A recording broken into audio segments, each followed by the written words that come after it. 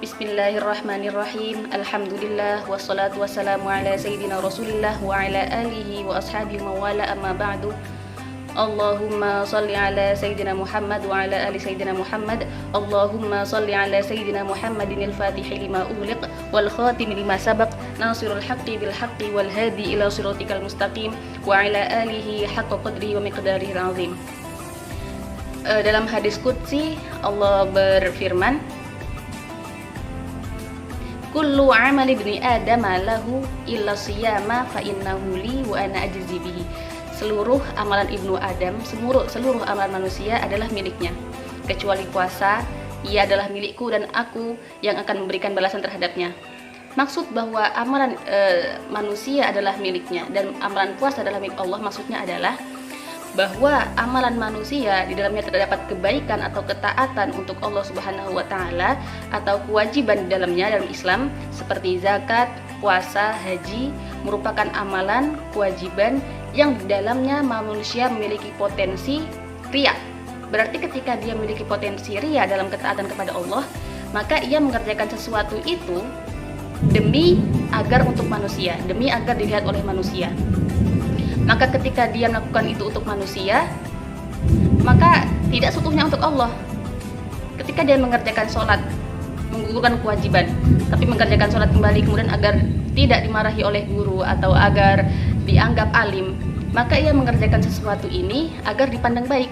Ketika ada orang haji agar dipandang tenar atau agar dipandang orang besar, maka potensi kewajiban atau ketaatan ini diperuntukkan untuk manusia, bukan diperuntukkan untuk Allah Subhanahu wa taala. Sedangkan puasa dengan syarat dan rukunnya adalah menahan diri dari makan dan minum dan segala hal-hal yang membatalkan puasa.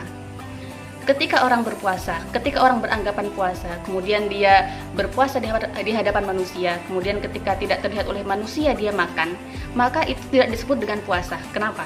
Karena tidak sesuai dengan rukun syaratnya.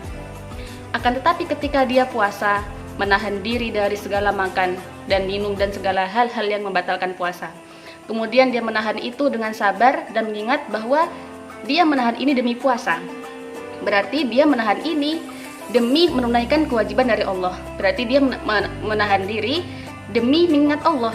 Maka puasa adalah hal-hal yang hanya diketahui ketulusannya dan memenuhi rukun dan syaratnya hanya dia dan Allah. Maka ketika rahasia ini hanya diketahui oleh Tuhan dan hambanya, maka Allah akan memberikan pahala sesuai yang dia kehendaki, sesuai yang Allah kehendaki. Di dalam Ramadan kita diwajibkan mengerjakan hal-hal baik. Kemudian Allah juga memberikan pahala-pahala yang berlipat ganda, 10 kali lipat, 700 kali lipat. Ketika kita membaca Al-Quran dalam Ramadan dilipat gandakan menjadi 10 kali lipat dan lain sebagainya. Kemudian kenapa Allah tidak memberikan jumlah atau kadar puasa? Kenapa Allah tidak memberikan kadar atau jumlah pahala dalam puasa? Ketika Allah menentukan kadar pahala, maka Allah akan memberikan sesuai kadarnya. Tetapi ketika Allah Sang Maha Baik, Sang Maha Dermawan tidak memberikan kadar atau tidak memberitahukan kadarnya, maka Allah akan memberikan kadar kepada hambanya, kadar pahala kepada hambanya sesuai kemahadermanan Allah, sesuai kemahabaikan Allah yang tidak terbatas. Maka disinilah rahasia bahwa puasa adalah milik Allah.